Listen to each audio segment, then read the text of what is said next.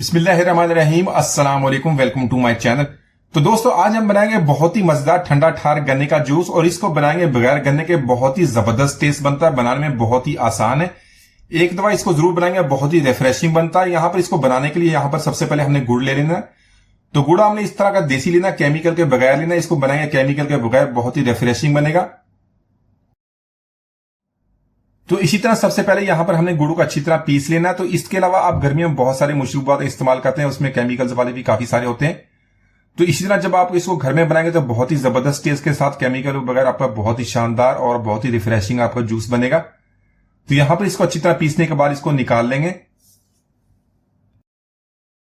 तो इसके अलावा गुड़ के भी बहुत सारे फायदे हैं। अगर आप इसको खाते हैं बहुत सारे फायदे इसके उठा सकते हैं। इसके अलावा जो गुड़ है गन्ने से बनता है, इसको आपने बगैर केमिकल वाला लेते तो इसको बहुत ही फायदा होगा।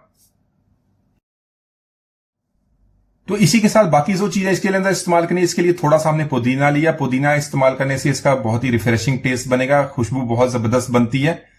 आप अपने टेस्ट के मुताबिक इसको कम या ज्यादा कर सकते हैं या इसके बगैर भी बना सकते हैं। साथ में हमने गुड़ को पीस लिया है। एक बड़े साइज का लेमन ले लेंगे, इसका बीज निकाल देंगे, इसको इसके इस्तेमाल करेंगे। तो यहां पर जूस बनाने के लिए हमने एक ब्लेंडिंग जार ले लिया, इसमें हमने गुड़ को अच्छी तरह पीस लिया, वो इसके अंदर ऐड कर लेंगे। तो इसी के साथ पुदीने की पत्ती हमने धो के अच्छी तरह साफ कर लिया। इसके अंदर जो मट्टी गुबार होती है उसको निकाल लिया, वो इसके अंदर ऐड कर लेंगे। साथ में हमने किया काला नमक। तो काला नमक 1 टीस्पून ऐड कर लेना, बहुत ही जबरदस्त टेस्ट बनता है, खुशबू बहुत जबरदस्त आती है। तो लीमू को बीज अच्छी तरह निकालेंगे, बीज निकालने के बाद लीमू इसके अंदर ऐड कर लेंगे।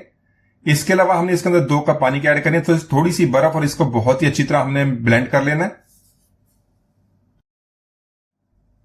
तो यहां पर इन सारी चीजों को हमने बहुत ही अच्छी तरह ब्लेंड कर लिया। यहां पर इसको अच्छी तरह छान लेंगे ताकि इसके अंदर से जो थोड़ा सा वेस्ट हुआ वो निकल जाएगा, या इस तरह थोड़ी सी गुड़ जो छोटी डलियां बच जाती वो भी इसके अंदर से निकल जाएंगी।